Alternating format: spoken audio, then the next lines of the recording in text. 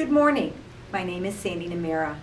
Last summer, the council decided our focus for 2015 would be about asking people to tell their stories of how Christ moves in and through them in their lives. I was really excited, even though I knew this was not something I was totally comfortable with doing myself. As we began to plan today's service, the idea of talking about the gifts we all have and how they are used to show God's love seemed like a good place to start.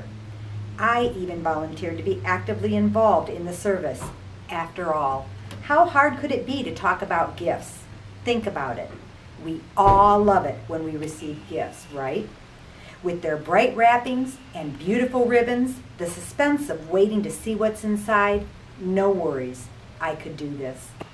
But as I actually started thinking about what I wanted to say and sat down to put words on paper, I realized just how difficult this task was going to be. This was not about receiving stuff in bright boxes, but rather about the gifts that we receive from God and how we are called to use them in our vocations. And it was supposed to be personal, about me sharing my gifts. The focus was not going to be on things, but on sharing the love of Christ with others through words and actions.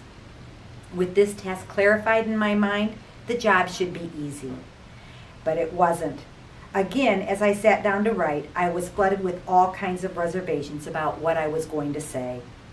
And I realized that these thoughts were the same that I often have when trying to choose the perfect gift for someone, especially when they haven't given me any kind of list. Was my gift going to be good enough? Does my gift really show how special someone is to me? Is it what they really want? And most importantly, what if they don't like my gift? So I put the paper away and spent some time reading the lessons for today. I decided that before I would write my story, I needed to think about what it really looked like to share your gifts with the world, to be the body of Christ and individually members of it. So over a couple of weeks, I simply started to be more aware of the people around me, to watch and to listen. I chose the perfect time for this because everywhere I went, there were crowds of people preparing for Christmas. The shopping centers, the grocery stores were almost always crowded with people in a hurry to make purchases and then hurry off to another destination.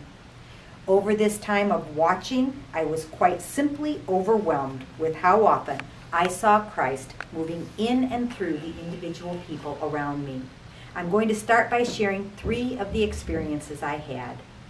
First, imagine grocery shopping at Jewel. As usual, I was in a hurry and was trying to get out quickly by using the self-checkout aisle. As I was scanning my groceries, I saw a young woman with her son trying to use the self-checkout lane that was farthest from the main cashier. She had fresh produce and was confused about how to key in the codes and weigh each item. She called for some help using very broken English, but the cashier was busy with another task and did not hear her. Another woman had just finished checking out and packing her groceries. After hearing the woman call out for a second time, again with no response, she left her grocery bags in her cart and went over, smiled, and helped the young woman scan all of her groceries, patiently showing her how to key in the code and weigh her produce. The smiles on their faces and the nods of appreciation said more than words ever could. I couldn't help but feel the warmth of Christ's love in that place at that moment. Then there was sharing gifts at Target. A few days before Christmas, a woman in a checkout lane was sorting through groceries and gift items in her cart, checking price tags to make sure she had enough money.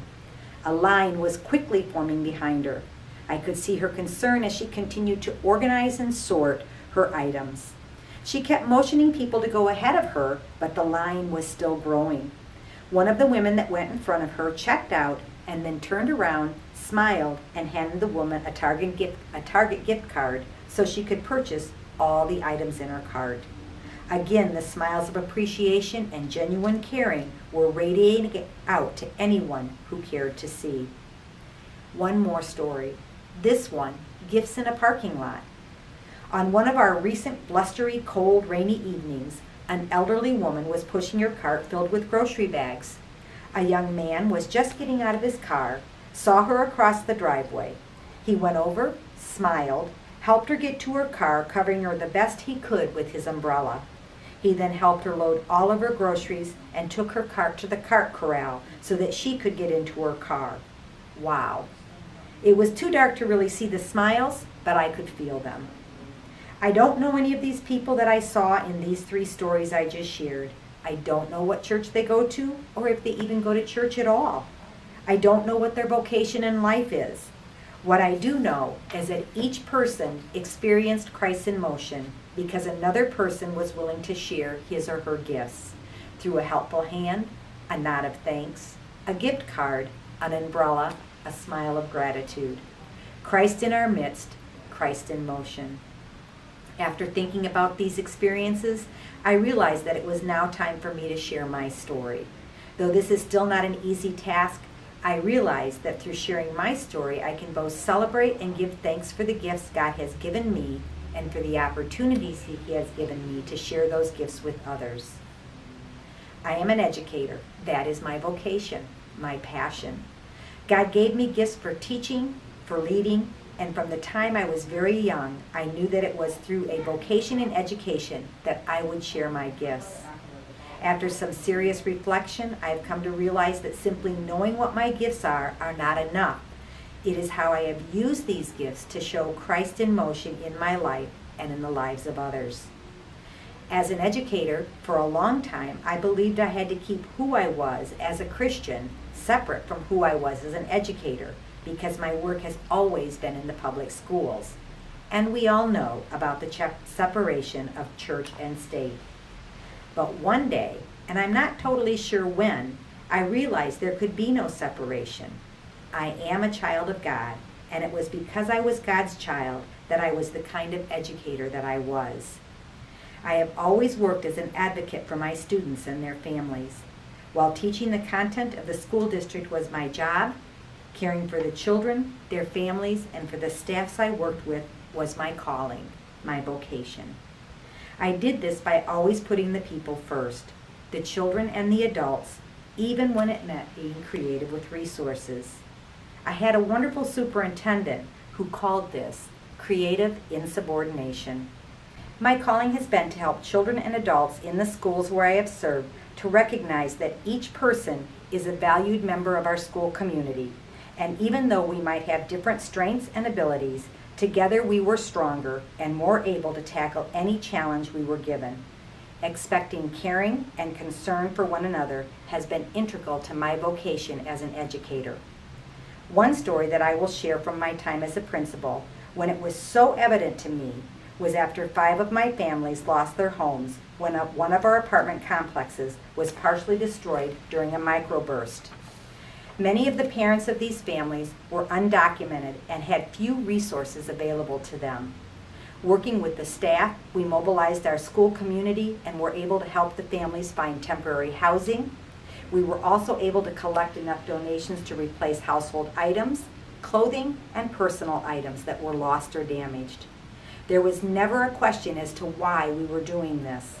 And though it was not really talked about, we all felt Christ moving through the halls of our school.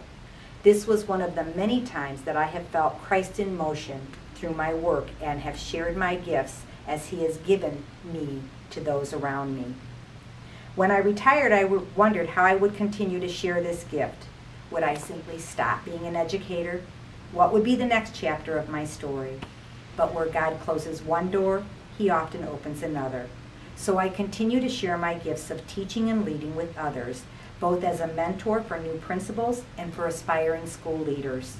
I trust that God will always provide a path for me to use my gifts and to show Christ in motion if only I listen for His call.